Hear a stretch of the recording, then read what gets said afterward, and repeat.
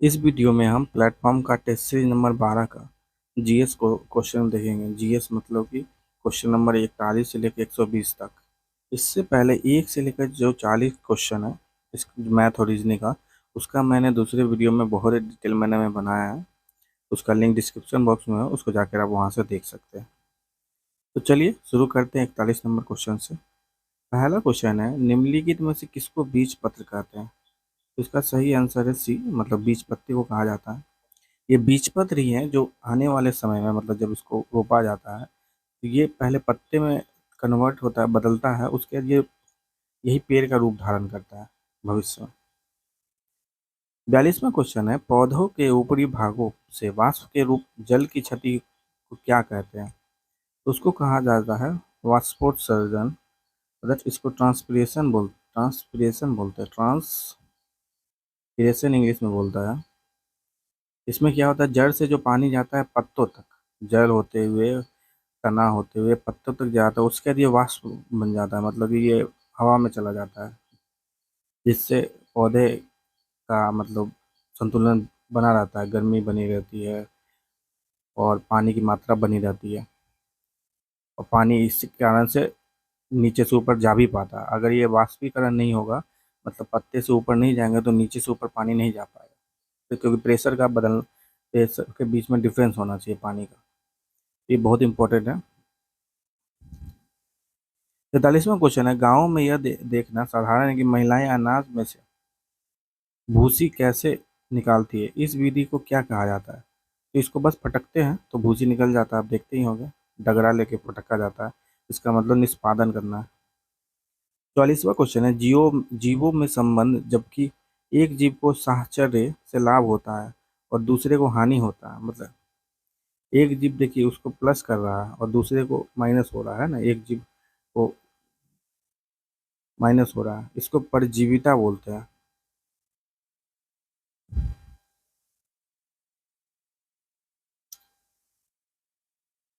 45वां question है, विशेष क्षेत्रीय प्रजातियां हैं, यह आपकी है, एक क्षेत्र में पाई जाने वाली विशेष प्रजाति, मतलब एक पूरा कोई क्षेत्र है, आप पकड़ लीजिए कोई एक जगह क्षेत्र बना, उसमें बहुत सारी प्रजातियां उसी जगह होगी, उसको बोला जाता है विशेष क्षेत्रीय प्रजातियां।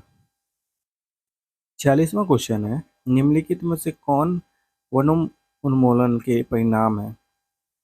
तो वायुमंडल तापमान में वृद्धि, बिल्कुल सही, पेड़ के कटने के कारण तापमान में वृद्धि हो रही है। वायुमंडल में CO2 के स्तर में वृद्धि, बिल्कुल सही है, क्योंकि आपका वायुमंडल जो होता है, मतलब जो वन होते हैं वो CO2 को लेकर ऑक्सीजन ले देते हैं हमें। भौम जल स्तर में वृद्धि, बाढ़ और सूखे जैसी प्राकृतिक आपदाओं के होने की संभावना में वृद्धि, बिल्कुल सही है। तो इसका आंसर हो जाएगा आपका 1, 2, 4, ऐसा ये 3 नहीं होगा। 47वां क्वेश्चन है, वसा उत्तक मानव शरीर में पाया जाने वाला किस प्रकार का उत्तक है? तो ये कनेक्टिव है, मतलब संयोजी है ना, फैट आपको एक और दूसरे को कनेक्ट करके रखता है थोड़ा। 48वां क्वेश्चन है, निम्नलिखित में से कौन सा युग्म ऊर्जा की इकाई दर्शाता है? तो आप कैलोरी बोलिए, आप खाना जैसे नापते हैं ना कि इसमें कितना कैलोरी है, इतना कैलोरी, ऐसे बोला जाता है, बिल्कुल। और जूल होता है, जूल तो स्टैंडर्ड यूनिट है, जूल और कैलोरी। 49वां क्वेश्चन है, निम्नलिखित में से कौन सा एक विषाणु जनित रोग का उदाहरण नहीं है? तो प्लेग आपका बैक्टीरिया से होता है, प्लेग जो है ना बैक्टीरिया से होता है, इबोला वायरस होता है, एड्स वायरस होता है, रोजियोला भी वायरस होता है, रोजियोला भी वायरस से होता है, और प्लेग आपका बैक्टीरिया से होता है, उस बैक्टीरिया का नाम है यरसीनिया पेस्टिया। तो इसका आंसर डी होगा, 49 का आंसर डी हो जाएगा। 50वां क्वेश्चन है, निम्नलिखित में से किस कीट में लूसीफेरिन नामक वर्णक होता है? किस कीट में लूसीफेरिन नामक वर्णक होता है? तो ये आपका होता है जैसे जुगनू, जुगनू को आप देखते हैं लाइट जलता है ना, लाइट चलते हुए उड़ता है वो। लूसीफेरिन से क्या होता है, ये जब कांटेक्ट में आता है ऑक्सीजन से तो ये जलने लगता है ना, बायोलुमिनेसेंस इसको बोला जाता है, बायोलुमिनेसेंस।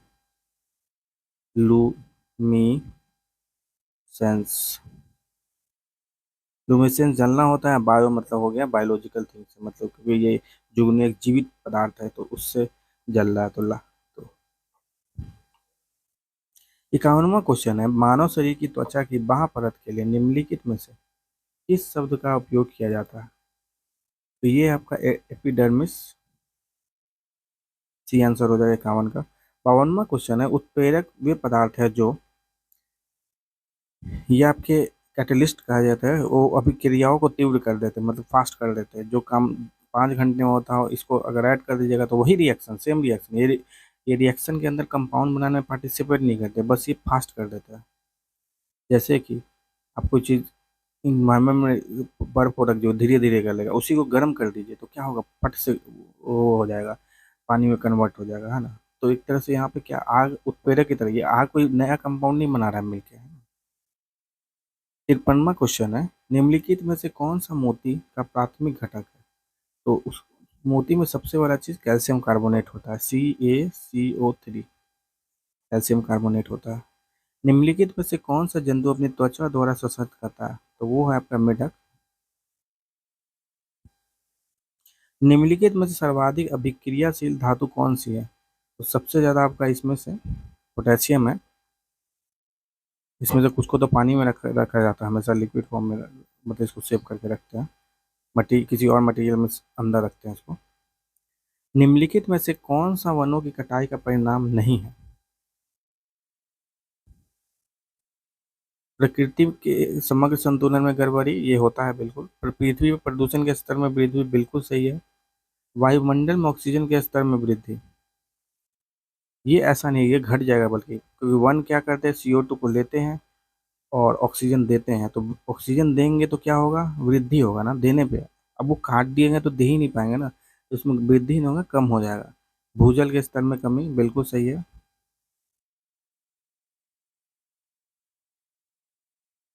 भूजल के स्तर में कटी, ये डायरेक्टली रिलेटेड ही नहीं है बल्कि देखा जाए तो ये बिल्कुल नहीं होता है, वृद्धि नहीं होगा, ये कम होगा। 57वां क्वेश्चन, निम्नलिखित में से कौन सा कथन सत्य है? अम्ल लाल लिटमस के रंग को नीला रंग करते हैं, सत्य हमें को बताते हैं, बिल्कुल गलत है, उल्टा लिखा रखा है पहला स्टेटमेंट। क्षार नीले लिटमस के रंग को बदलकर लाल कर, ये भी उल्टा लिखा हुआ है। क्षार स्वाद में कड़वे होते हैं, बिल्कुल सही है। अम्ल स्वाद में नमकीन होते नहीं, खट्टे होते हैं वो। तो 57वां का सी हो जाएगा आंसर। 58वां क्वेश्चन, एक परमाणु में न्यूट्रॉनों की संख्या किसके बराबर होती है? तो उसके द्रव्यमान संख्या के बराबर होती है परमाणु की संख्या, बी आंसर हो जाएगा। 59वां क्वेश्चन है, प्रतिरोध की एसआई इकाई क्या है? ओम है, ओम। V = I × R, V = I, और रेसिस्टेंस जो होता है ना, वो प्रतिरोध, वो उसकी इकाई होती है ओम। 60वां क्वेश्चन है, एक तरल जल द्वारा गैस जल वाष्प में परिवर्तित होने वाली प्रक्रिया को क्या कहा जाता है? तो उसे वाष्पीकरण कहा जाता है, इवोपरेशन, इवापोरेशन। गति का पहला समीकरण किसके बीच संबंध को दर्शाता है? ये वेलोसिटी और टाइम को दर्शाता है, गति का पहला समीकरण वेलोसिटी और टाइम के बीच में, मतलब वेग और समय के बीच में। 62वां क्वेश्चन है, इनमें से किसे ना तो बनाया जा सकता ना ही नष्ट किया जा सकता? तो वो होता है एनर्जी। एक एनर्जी बदलते हैं, मतलब हीट एनर्जी लाइट एनर्जी में बदल सकता है, या पोटेंशियल एनर्जी में बदल सकता है, काइनेटिक एनर्जी पोटेंशियल एनर्जी में बदल सकता है। तो यही होता है, एनर्जी बदलते, एक जगह से दूसरे जगह बदलते हैं, है ना। 63वां क्वेश्चन है, वृषणों में कौन सा हार्मोन स्रावित होता है? तो वो होता है टेस्टोस्टेरोन। 64वां क्वेश्चन है, मानव प्रजनन प्रणाली का कौन सा हिस्सा माँ के रक्त से भ्रूण को पोषण प्राप्त करने में मदद होता है? तो उसे प्लेसेंटा बोला जाता है। इसी से एक बच्चे की पूरी परवरिश होती है माँ के गर्भ के अंदर में, नर्भ नाल बोला जाता है।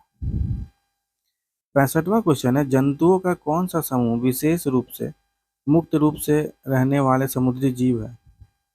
वो इक्नियोडर्माटा है। 66वां क्वेश्चन है, बल की परिभाषा को किसके आधार पर व्याख्यायित किया जा सकता है? तो बल की परिभाषा न्यूटन की गति का पहला नियम के हिसाब से व्याख्या होता है, और ये इसका मेन दूसरे नियम से आप F equal to M A निकालते हैं। इनर्शिया मतलब जड़ता के बारे में यही पहले नियम बताया जाता है कि अगर आप कोई भी बाहर से कोई बल नहीं लगा रहा है तो जिस तरह से वो वस्तु चल रही है, जिस मोशन में है, उसी तरह से अगर वो रुकी हुई तो हमेशा रुकी रहेगी, अगर वो धीरे धीरे चल रही तो हमेशा धीरे धीरे चल रही होगी। तीसरा बोलता है कि आप जितना फोर्स लगाइएगा उतना ही आपको रिएक्शन मिलेगा। 67वां क्वेश्चन है, स्वस्थतम की उत्तर जीविता, सर्वाइवल ऑफ फिटेस्ट। उक्ति के रचयिता कौन थे? तो ये चार्ल्स डार्विन थे, सर्वाइवल ऑफ द फिटेस्ट के बोलने वाले। 68वां क्वेश्चन है, किस कोशिका ऑर्गेनेल को कोशिका का मास्टर कहा जाता है? न्यूक्लियस को कोशिका के अंदर सब मास्टर कहा जाता है। 69वां क्वेश्चन, निम्नलिखित में से कौन सा कथन सही या गलत है? ये क्वेश्चन है, ये पा है, एक आवर्त में बाएं से दाएं चलते समय तत्वों की रासायनिक प्रतिक्रिया पहले घट जाती है फिर बढ़ जाती है। तो एक आवर्त में आप बाएं से दाएं चल रहे हैं, बाएं से दाएं चल रहे हैं मतलब पीरियोडिक टेबल में, तो तत्व की रासायनिक जो रिएक्शन है ना वो पहले घटेगी, बिल्कुल सही है, फिर बढ़ जाती है लास्ट में, मतलब जाते जाते, और फिर अंतिम में तो एकदम घटी जाती है देखा जाए तो, क्योंकि लास्ट में जो आपके इनर्ट गैस है, हीलियम, नियॉन, ये सब वो सब नहीं करते। आवर्तिक तालिका के समूह में नीचे जाने पर गैर धातु की रासायनिक प्रक्रिया बढ़ जाती है, तो नॉन मेटल जो होते हैं ना, जो आपके इधर पाए जाते हैं इस साइड में, उसको नीचे जाने पे उसकी रिएक्शन कम हो जाती है, तभी आप क्लोरीन फ्लोरीन का कंपाउंड बहुत ज़्यादा सुनते हैं, पर नीचे वाले ज़्यादा नहीं सुनते हैं, तो ये गलत है। तो इसका आंसर ये हो जाएगा। 17वां क्वेश्चन, असंतृप्त यौगिकों के दहन के दौरान डैश देखी जाती है? तो पीली लौ देखा जाता है, अगर सही से उसका दहन नहीं हुआ है, बहुत ज़्यादा ऑक्सीजन नहीं है, तो उसमें पीली लौ निकलता है। 71वां क्वेश्चन है, निम्नलिखित में से कौन सा बायोगैस ऊर्जा का एक स्रोत नहीं है? तो बायोगैस से आप इथेनॉल बना सकते हैं, लकड़ी बना सकते हैं, और इथेनॉल से आप बायोगैस बना सकते हैं, लकड़ी से सड़ा के बना सकते हैं, गाय का गोबर, जितना भी मतलब इस तरह के सामान है जिसमें आपको थोड़ा बायोगैस चीज़ें हैं, गोबर में भी गाय से निकलता है, लकड़ी तो अपने आप में बायो प्रोडक्ट है, एक जीवित चीज़ था, इथेनॉल भी एक तरह से गन्ने का ही रस है, तो इस सभी से आप बायोगैस बना सकते हैं सड़ा गला कर, पर परमाणु ऊर्जा नहीं बना सकते परमाणु ऊर्जा से। 72वां क्वेश्चन है, ऊर्जा उत्पादन के दौरान ग्लूकोज का पाइरूवेट में विघटन क्या कहलाता है? तो इसको कोशिका द्रव कहलाता है, इसको साइटोप्लास्ट बोला जाता है, साइटोप्लाज्म। और इस प्रोसेस को, ऊर्जा के उत्पादन के दौरान ग्लूकोज का पाइरूवेट में विघटन कहाँ होता है? तो कहाँ होता है? ये साइटोप्लाज्म में होता है, और इस प्रोसेस को बोला जाता है ग्लाइकोलाइसिस बोला जाता है, ग्लाइकोलाइसिस। ग्लूकोज का टूटना को बोला जाता है ग्लाइकोलाइसिस, मतलब होता है टूटना, है ना। यहाँ पे क्या टूट रहा है? ग्लाइको मतलब ग्लूकोज टूट रहा है पाइरूवेट में, और ये होता कहाँ है? साइटोप्लाज्म में, मतलब कोशिका द्रव में होता है। तो 72 का आंसर ये हो जाएगा। 73वां क्वेश्चन है, विरंजक चूर्ण को जल में मिश्रित करने पर कौन सी गैस निष्कासित होगी? तो देखिए, विरंजक चूर्ण होता क्या? ये ब्लीचिंग पाउडर होता है, इसका ये कंपाउंड है CaOCl2। तो जब इसको आप जल में मिश्रित करेंगे तो Cl2 ये निकल जाएगा, क्लोरीन निकल जाएगा, तो क्लोरीन निकलता है ना, इसका आंसर सी हो जाएगा 73 का। 74वां क्वेश्चन है, पीतल निम्न में से किससे बनी एक मिश्रित धातु हो? तो पीतल मतलब ब्रास, ब्रास आपका तांबा और जस्ता से बना हुआ है, कॉपर और जिंक। 75वां क्वेश्चन है, स्थितिज ऊर्जा और गतिज ऊर्जा के उपयोग को किस नाम से जाना जाता है? तो उसे यांत्रिक ऊर्जा बोला जाता है, मतलब मैकेनिकल एनर्जी बोलता है, काइनेटिक प्लस पोटेंशियल एनर्जी को मैकेनिकल एनर्जी बोला जाता है। 76वां क्वेश्चन है, सर्वोच्च न्यायालय के मुख्य न्यायाधीश, संघ लोक सेवा आयोग के अध्यक्ष, मुख्य निर्वाचन आयुक्त एवं भारत के नियंत्रक एवं महालेखा परीक्षक पदों में वरीयता क्रम में सबसे उच्च क्रम पर कौन सा पद है? तो सर्वोच्च न्यायालय मतलब के मुख्य न्यायाधीश मतलब CJI, chief justice of India, सबसे ऊपर आता है इन सभी में।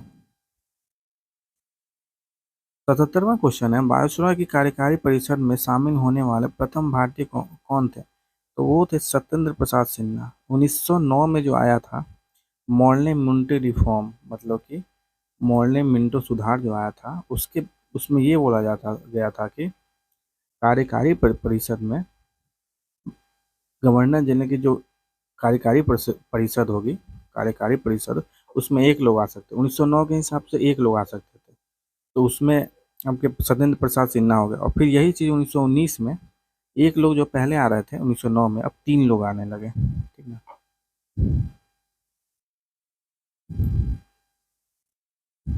78वां क्वेश्चन, निम्नलिखित में से किस बहुउद्देशीय परियोजना का निर्माण नर्मदा नदी पर किया गया है? तो नर्मदा नदी पर पता ही है, सरदार सरोवर, बहुत न्यूज में है, सरदार सरोवर परियोजना नर्मदा नदी पर। 69वां क्वेश्चन है, किसी भूमि के उत्तराधिकार के संबंध में शुल्क संविधान के किस सूची के अंतर्गत आता है?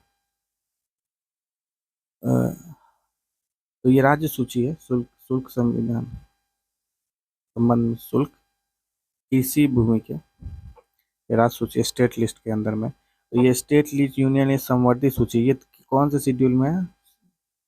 ये आपका 7वें शेड्यूल में है।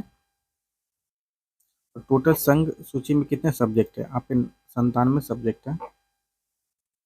संघ यूनियन लिस्ट में 97 है, राज्य की लिस्ट में है 66 सब्जेक्ट।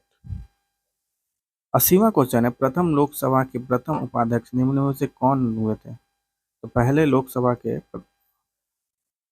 अध्यक्ष, अगर आप अध्यक्ष को देखिएगा तो वो थे आपके जीएन जीबी मावलंकर थे, मावलंकर मतलब गणेश वासुदेव मावलंकर। और उपाध्यक्ष मतलब डिप्टी स्पीकर कौन थे? तो वो थे आपके, ये मतलब पहले अध्यक्ष थे, जीबी मावलंकर पहले अध्यक्ष थे।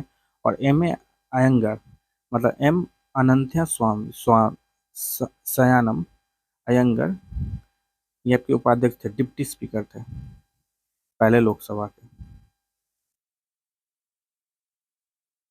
81वां क्वेश्चन है, अकबर के 9 रत्नों में से किसके निर्देशन में महाभारत का अनुवाद फारसी में किया गया था? तो वो था फैजी। 82वां क्वेश्चन है, दक्षिण भारत का मैनचेस्टर निम्न में से किस शहर को कहा जाता है? तो वो आपका कोयम्बटूर है, तमिलनाडु में एक जगह। तो मैनचेस्टर क्या है? मैनचेस्टर वो जगह था जहाँ पे बहुत ज़्यादा कॉटन का प्रोडक्शन होता था, ठीक ना। तो कोयम्बटूर भी ऐसा है जहाँ पे कॉटन या टेक्सटाइल, कपास बोलिए, वहाँ बहुत ज़्यादा प्रोडक्शन होता है, बहुत ज़्यादा पाया जाता है ना, फैक्ट्रियाँ है वहाँ पर। तो इसीलिए दक्षिण भारत का कोयम्बटूर। ऐसे ऐसे नॉर्मल तरीके से भारत का मैनचेस्टर किसको बोला जाएगा? वो बोला जाता है अहमदाबाद को, जो आपका गुजरात में जगह अहमदाबाद, उसको बोला जाता है। वहाँ पे वही है, बहुत ज़्यादा कॉटन का प्रोडक्शन होता है। 83 क्वेश्चन है, गोदावरी डेल्टा किस राज्य में पड़ता है? तो गोदावरी डेल्टा आपका आंध्र प्रदेश में पड़ता है। गोदावरी को क्या, गोदावरी डेल्टा मतलब गोदावरी नदी जब पानी में, मतलब इधर बंगाल की खाड़ी में जब जाएगी, उससे पहले डेल्टा बना लेगी, है ना। मतलब ये बंगाल की खाड़ी है, तो ऐसे ऐसे जगह जगह चैनल में बदल जाएगी, तो ये डेल्टा बन जाती है। यहाँ पे बहुत सारा गीली मिट्टी बन जाती है, तो इसे ही बोला जाता है डेल्टा बनना। और गोदावरी रिवर, गोदावरी जो नदी है, इसको दक्षिण गंगा बोला जाता है, या गौतमी बोला जाता है इसी रिवर को, गोदावरी को। ब्रह्मपुत्र, 84वां क्वेश्चन, ब्रह्मपुत्र नदी का उद्गम कहाँ से हुआ है? तो तिब्बत के मानसरोवर लेके कैलाश श्रेणी के चेंगोदुंग हिमखंड से। तो यही सही है, चेंगोदुंग हिमनद, जो कि आपके मानसरोवर तिब्बत में है, वहाँ से आपका ब्रह्मपुत्र रिवर बना है। और देखिए, जैसे मान लीजिए आपका भारत, हमारा भारत ये है, ये ऐसे ऐसे ऐसे, ये नॉर्थ ईस्ट है, ये पूर्वी राज्य है, पूर्वी।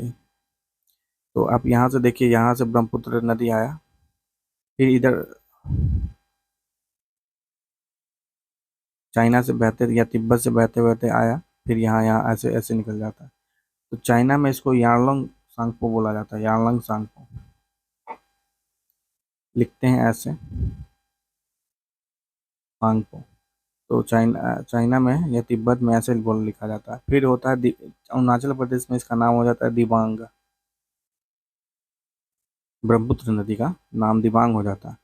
फिर यहाँ असम में बहता है तो इसका नाम होता है ब्रह्मपुत्र, मतलब ब्रह्मपुत्र नदी का कहाँ पे इसका नाम ब्रह्मपुत्र होता है, असम में होता है। फिर ये जाता है यहाँ पर बांग्लादेश में, यह बांग्लादेश का एरिया, तो उसमें इसका नाम हो जाता है ब्रह्मपुत्र का जमुना। एक यमुना है और एक जमुना है, जमुना हो जाता है, जे से होता है जमुना।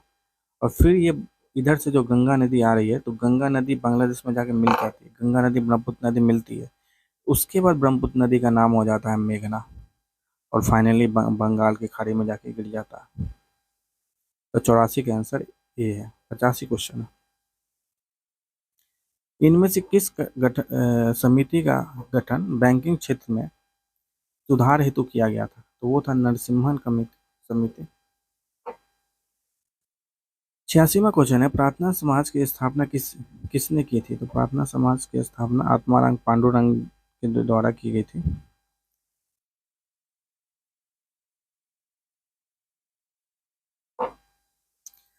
87वां क्वेश्चन, अफ्रीकी देश नामीबिया की राजधानी निम्न में से कौन है? तो विंड हॉक है नामीबिया की राजधानी। यहीं से हम लोगों ने अभी चीता भी मंगवाया है भारत में। 88वां क्वेश्चन है, सीज फ्राइड रेखा किन देशों के बीच के सीमा रेखा? जर्मनी फ्रांस के बीच की सीमा रेखा है सीज फ्राइड रेखा। और एक और रेखा है मैजिनॉट, मैं एम ए मैजी MAGINOT रेखा, ये भी जर्मनी और फ्रांस के बीच में है। 89वां क्वेश्चन, IDBI भारतीय औद्योगिक विकास bank, Indian Industrial Development Bank की स्थापना किस वर्ष की गई थी? तो ये 1964 में किया गया था इसकी स्थापना। राष्ट्रीय विकास परिषद का गठन कब किया गया था? तो 1952 में किया गया था राष्ट्रीय विकास परिषद का गठन। 91वां क्वेश्चन, महलवारी भू राजस्व व्यवस्था में राजस्व निर्धारण की इकाई निम्न में से किसे माना गया था? तो गांव, गांव को माना गया था, जिसे महल भी बोलते थे, महल महल। और इसके महलवारी के ही नाम पे महल था, महल मतलब गांव था एक्चुअली। और महल के अंदर में ऐसा एक भी गांव आ सकता था, बहुत सारे गांव आ सकते थे, यही था महल। और इसका नाम है, इसीलिए इसको महलवारी बोला जाता, महल वारी सिस्टम बोला जाता। और ये किसके द्वारा शुरू किया गया था? विलियम बेंटिक के द्वारा शुरू किया गया था, विलियम बेंटिक।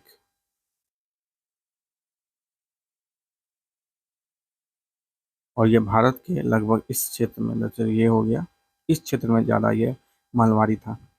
इस क्षेत्र में मेनली हमारा परमानेंट था सिस्टम, जो हमारे बिहार में था, और नीचे में रॉयतवाड़ी था ज़्यादा। 92 क्वेश्चन है, WTO का मुख्यालय कहाँ है? तो आपका जेनेवा में है, मतलब स्विट्जरलैंड में है। WTO का, वर्ल्ड ट्रेड ऑर्गेनाइजेशन का मुख्यालय 1995 में वर्ल्ड ट्रेड ऑर्गेनाइजेशन बना था। 93 क्वेश्चन है, माई प्रेसिडेंशियल ईयर्स पुस्तक के लेखक कौन थे? तो वो वेंकट रमन थे, R वेंकट रमन। 94 क्वेश्चन है, जूट के उत्पादन में बिहार का कौन सा जिला अग्रणी है? बिहार में पूर्णिया सबसे ज्यादा जूट का उत्पादन करता है। 95 क्वेश्चन है, 2011 की जनगणना की रिपोर्ट के अनुसार किस राज्य में साक्षरता का दर सबसे कम है? तो बिहार में है, लगभग 60-61% के आसपास है। 96 क्वेश्चन, बिहार में किस स्थान पर भारतीय राष्ट्रीय कांग्रेस का 1922 का अधिवेशन हुआ था? तो वो गया में हुआ था।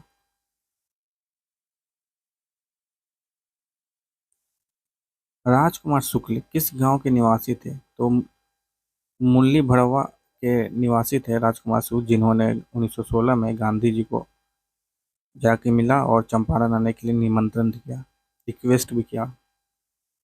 92 क्वेश्चन, महमूद गजनवी के साथ भारत आने वाला प्रसिद्ध इतिहासकार कौन था? वो था अल बरूनी। 99 क्वेश्चन है, मानसरोवर झील कहाँ स्थित है? तो मानसरोवर आपके तिब्बत में है।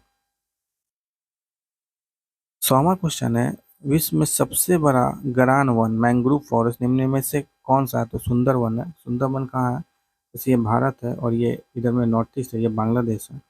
तो यहाँ बंगाल में और मेनली बांग्लादेश में सुंदरवन पाया जाता है।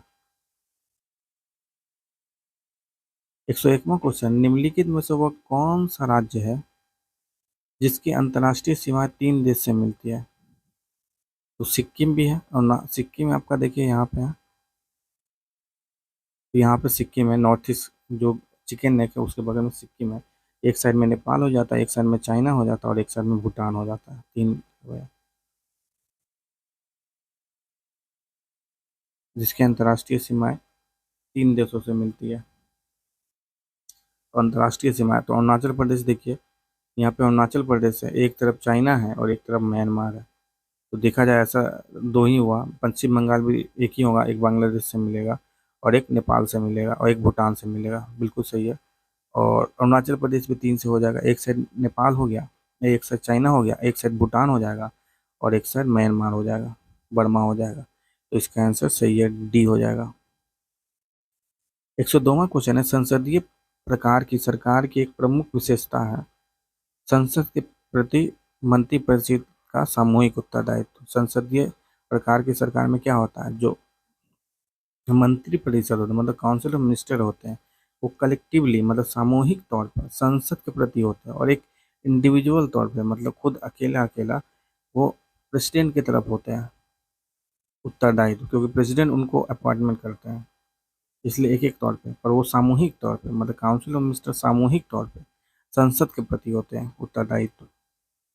130वां क्वेश्चन है, मोहम्मद गोरी ने जयचंद को किस युद्ध में पराजित किया था। तो 1194 के युद्ध में, चंदावर का युद्ध था, और मोहम्मद गोरी ने जयचंद को हरा दिया था। और इन मोहम्मद गोरी इससे पहले दो बार आया था लड़ने, एक था 1191 में आया था और 1192 में आया था। 1191 में ये पृथ्वीराज चौहान से लड़ा और हार गया, और 1192 में वो पृथ्वी चौहान से लड़ा और जीत गया। 104वां क्वेश्चन है, शिवाजी की राजधानी कौन सी थी। तो वो था रायगढ़। 105वां क्वेश्चन है, विश्व स्वास्थ्य संगठन का मुख्यालय निम्नलिखित में से किस देश में है। तो जेनेवा में है, डब्ल्यूटीओ का मुख्यालय, मतलब स्विट्जरलैंड में है। 106वां क्वेश्चन है, ग्राम सभा के संदर्भ में निम्नलिखित में से कौन सा कथन असत्य है। ग्राम पंचायत पूरे गांव के हित में निष्पक्ष रूप से काम करे सके, इसमें ग्राम सभा की महत्वपूर्ण भूमिका होती है, बिल्कुल सही है, ये सही है। ग्राम सभा पंचायत को मनमाने ढंग से काम करने से रोकती है, साथ पैसों का दुरुपयोग एवं कोई गलत काम न हो सके इसकी निगरानी भी पूरी तरह से करती है, बिल्कुल सही है। ग्राम सभा चुने हुए प्रतिनिधियों पर नजर रखने और लोगों के प्रति जिम्मेदार एवं जवाबदेह बनाने में बहुत ही महत्वपूर्ण भूमिका होती है, बिल्कुल सही है। तो इसमें सही सही है, पूछ रहा था कौन सा कथन असत्य है, तो ऐसा कुछ नहीं, सभी सत्य है, तो सभी कथन इसमें सत्य है। 107वां क्वेश्चन है, बैंक दर का आशय है मतलब जिस बैंक दर पर, जिस रेट पर, जैसे हम लोग ब्याज ब्याज पे लोन उठाते हैं बैंक पे एक आम आदमी, वैसे ही बैंक भी लोन उठाता है, कहाँ से, आरबीआई से। तो केंद्रीय बैंक द्वारा ली जाने वाली आधिकारिक ब्याज दर कब, जब कोई बैंक जैसे एसबीआई या आरबीआई से पैसा मांगना है तो वो बैंक रेट पे उसको पैसा देता है, और वो कब जाता है, कभी कभी बैंक के पास पैसा बचता नहीं है लोन देने के लिए या कोई काम करने के लिए। 108वां क्वेश्चन है, फ्रेंच ईस्ट इंडिया कंपनी की स्थापना कब की गई थी। तो ये 1664 में किया गया था। 109वां क्वेश्चन, 2011 की जनगणना के अनुसार बिहार में शहरी जनसंख्या का प्रतिशत क्या है। तो शहरी जनसंख्या 11.29% है बिहार में, और अभी लगभग ये 16% के आसपास हो गया है इकोनॉमिक सर्वे 2022-23 के अनुसार।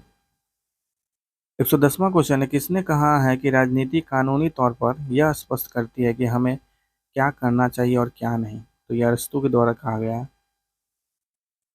111वां क्वेश्चन है, निम्नलिखित जंगलों में कौन सा जंगल पृथ्वी ग्रह के फेफड़े के रूप में जाना जाता है। तो अमेजन का वन जो है ना उसको फेफड़ा बोला जाता है, लंग ऑफ अर्थ बोला जाता है, इसके यहाँ बहुत ज़्यादा जंगल है।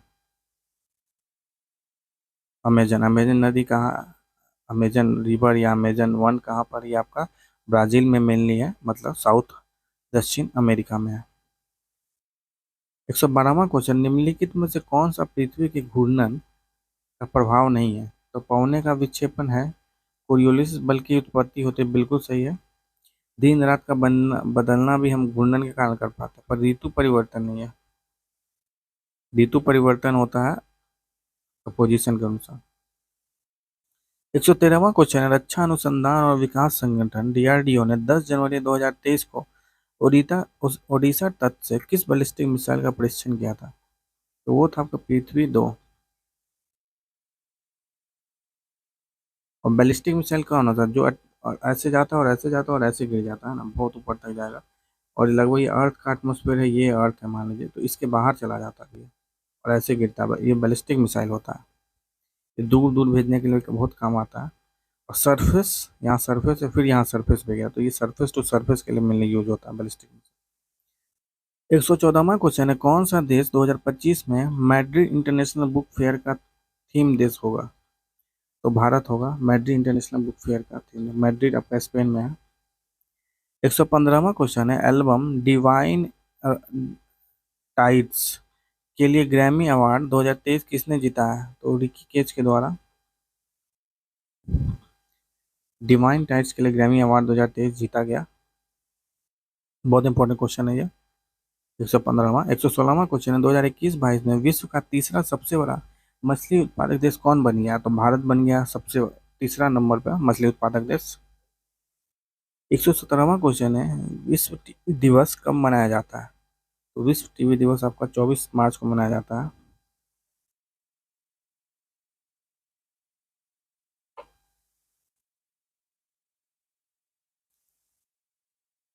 198वां क्वेश्चन है, शारजा क्रिकेट स्टेडियम में वेस्ट स्टैंड का नाम बदलकर किस भारतीय क्रिकेट दिग्गज को सम्मानित किया गया है? तो सचिन तेंदुलकर नाम हो गया है शारजा क्रिकेट स्टेडियम का वेस्ट स्टैंड, सचिन तेंदुलकर के नाम पे हो गया है।